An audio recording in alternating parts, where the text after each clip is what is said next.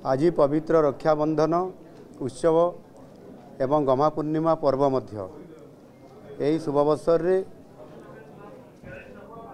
समस्त भौणी माननकु मो तरफ शुभेच्छा एवं अभिनंदन जनाऊँगी एवं समानंकु सुरक्षा केमिति मिलिबो सेतिपाई मध्य आज मु ये पवित्र रक्षाबंधन उत्सव रे प्रतिश्रुति दौची समाने समस्ते भलरे रहिबे सुखरे रहिबे सुरक्षा रे रहिबे आ समस्त ओडिशार भौणी मानकु सेतिपाई मध्य मु सुभद्रा योजना रे समानंकर सुरक्षा एवं समानंकर उन्नति पाई मध्य योजना करिछि समानंकर उत्तरोत्तर कामना करूछि।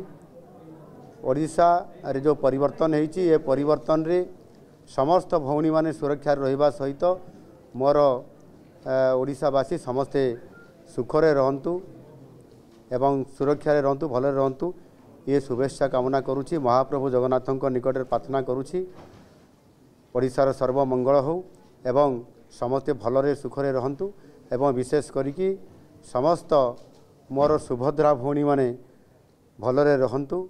बहुत बहुत धन्यवाद।